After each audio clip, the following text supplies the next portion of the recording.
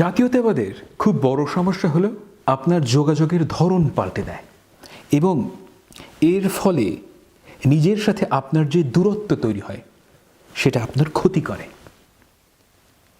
মানুষ কিভাবে যোগাযোগ করে ব্যাপারটা আপনাকে আগে বুঝতে হবে।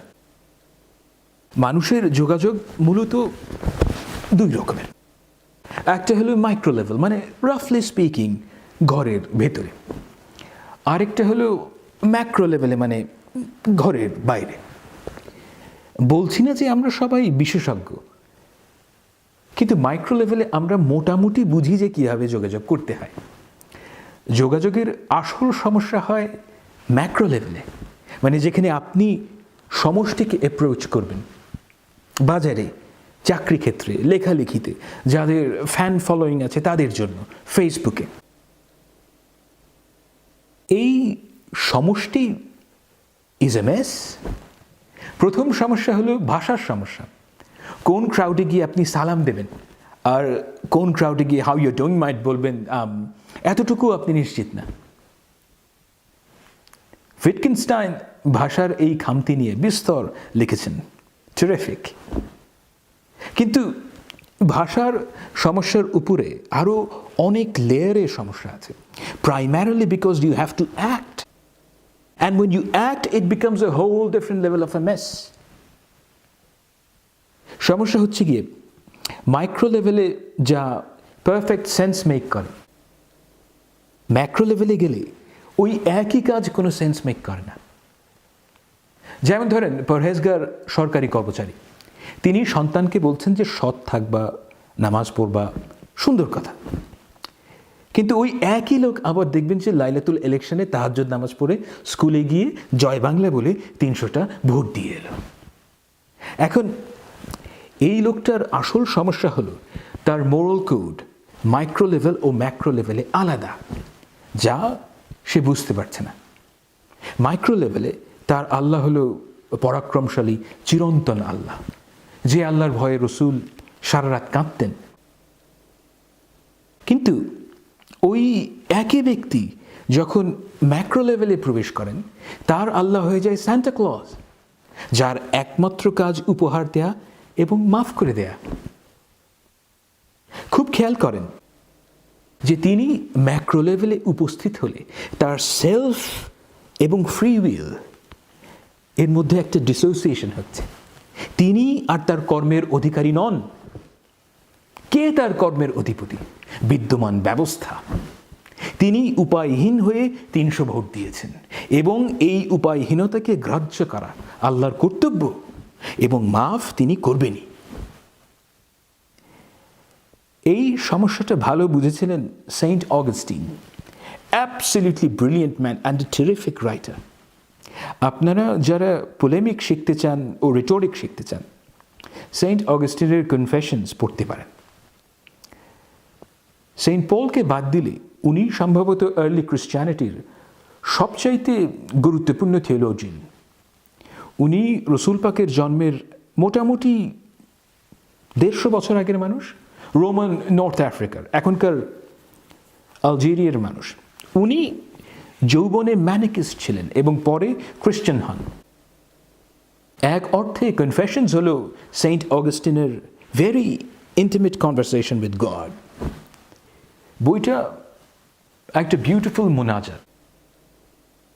তিনি আল্লাহকে জীবনের সব ভুল ও পাপের কথা বলছেন এবং কিভাবে তিনি আল্লাহর দয়ায় আলো পেলেন সেই বর্ণনা করছেন। এই বইয়ের 4th চ্যাপ্টারের শুরুতে উনি ওনার যুবক বয়সের বন্ধু বান্ধবের কথা বলেছেন। কসম খোদা, মানে আপনার মনে হবে যে তিনি বাংলাদেশের শাহবাগীদের বর্ণনা করছেন। Uncanny similarity. শুধু তাই না, তখনও ইন্ডিয়ান আইআইটির মতো র্যাগিং হতো রোমান কার্থেজে। তিনি নিজেও উপস্থিত ছিলেন এরকম রগড়ায়। অবশ্য তিনি ছাত্রলীগের মতো আচরণ করার জন্য অনুতপ্ত হয়েছিলেন। তিনি এত ফ্র্যাঙ্ক যে আপনি আশ্চর্য হয়ে যাবেন। ওনার মাতৃভাষা ল্যাটিন এবং উনি যে গ্রিক শিখতে অবহেলা করেছেন সেই ভুলের জন্য আল্লাহর কাছে ক্ষমা চাইছেন। তবে সব কিছু ছাপিয়ে যেই ভুলকে তিনি হাইলাইট করেছেন সেটা হলো তার আগের স্টেট অফ মাইন্ড, যেটা তিনি পেয়েছেন ম্যানিকিজম ধর্ম পালন করার জন্য। এই জিনিসটা বোঝার চেষ্টা করেন প্লিজ।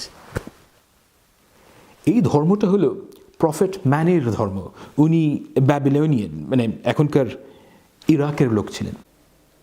ধর্মটা মূলত জোরোয়াস্ট্রিয়ানিজম, বুদ্ধিজম এবং খ্রিস্টিয়ানিটির একটা মিক্স। তৃতীয় ও চতুর্থ শতকে পেগান ধর্মগুলোকে দুটো ধর্ম চ্যালেঞ্জ করেছিল, খ্রিস্টিয়ানিটি এবং ম্যানিকিজম। ম্যানিকিজম হলো পৃথিবীর প্রথম ওয়ার্ল্ড রিলিজন, অনেক জায়গায় পৌঁছেছিল।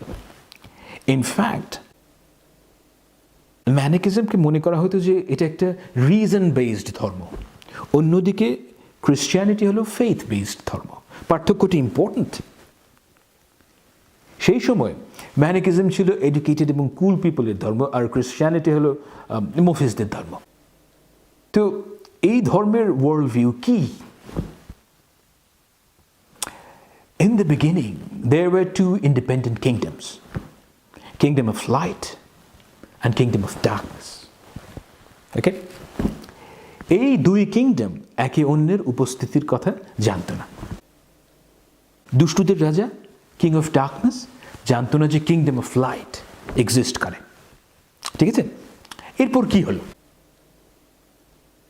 কিং অফ ডার্কনেস জানতে পারলেন আলোর রাজ্যের কথা।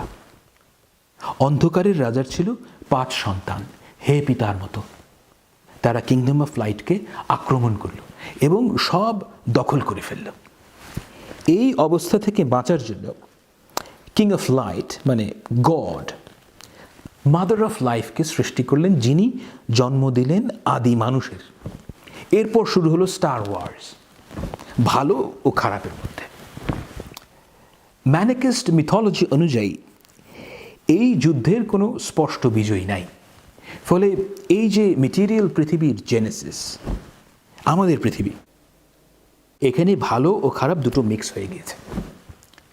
পৃথিবীর প্রতিটি বস্তু ও জীবের মধ্যে ভালো কণা ও খারাপ কণা ঢুকে গেছে। এখন এই লাইট পার্টিকল, আলো, ছটফট করছে ও মুক্তি চাইছে, যে কারণে লাইট পার্টিকল এবং ডার্কনেস একে অন্যের সাথে ফাইট করছে অনন্তকাল ধরে। ম্যানিকিজম অনুযায়ী এই পৃথিবী হলো একটা অ্যান্টি জেলখানা, যার উদ্দেশ্য হলো সব ধরনের লাইট পার্টিকল, ভালো কণা মুক্তি পাবে।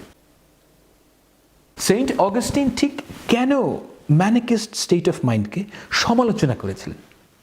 কারণ তিনি বুঝতে পেরেছিলেন যে ম্যানিকিস্টদের হিউম্যান এজেন্সি নাই, তারা তাদের কর্মের অধিপতি না।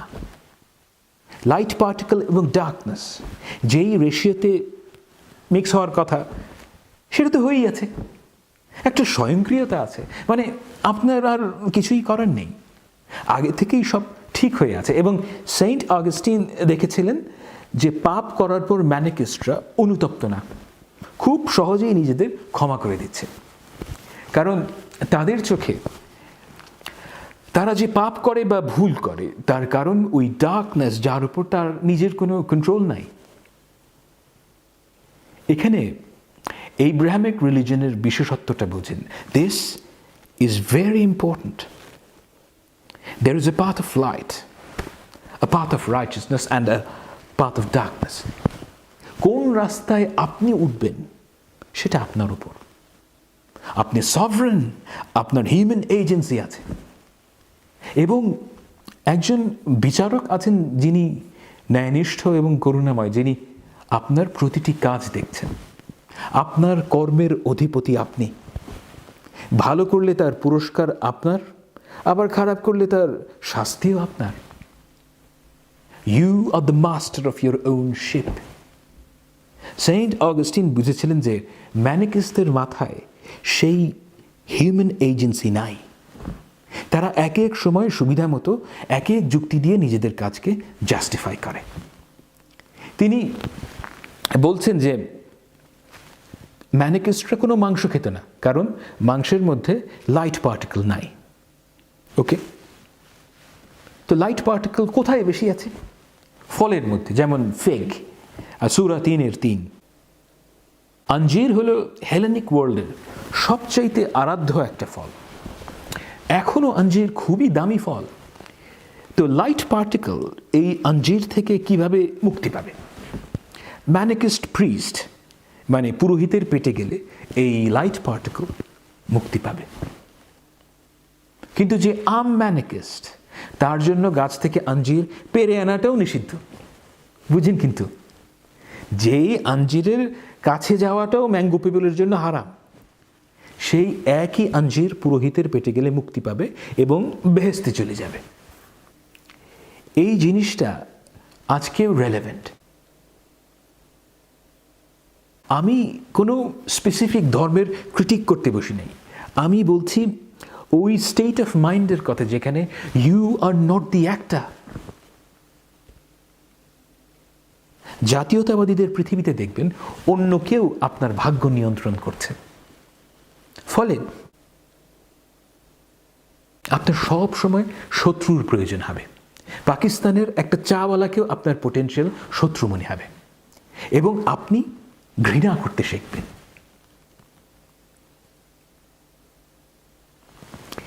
ইন্ডিয়ার অর্ণব গোস্বামীকে দেখেন, ভদ্রলোক সব সময় রেগে আছেন। Very simple, unsophisticated and foolish kind of a person. তার পৃথিবীতে দেখবেন ইন্ডিয়া, পাকিস্তান ও বাংলাদেশের মুসলমানদের জন্ম হয়েছে কেবল একটা কারণে, আর সেটা হলো হিন্দুদের ঘৃণা করা।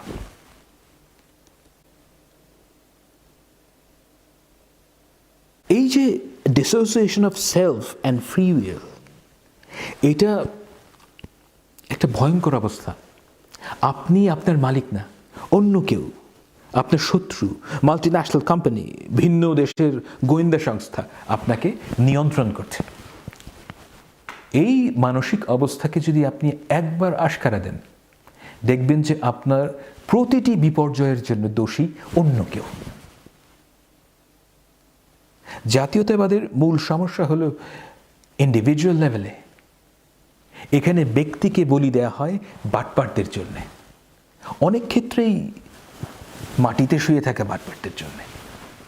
এবং আপনাকে স্যাক্রিফিশিয়াল ল্যাম্ব বানানোর আগে যেভাবে আপনাকে প্রেপ করা হয়, তাতে আপনি মানুষ থেকে নিচে নেমে ইতর হয়ে যান। আর এই ইতরামির জাস্টিফিকেশন হলো বাঙালি জাতীয়তাবাদ।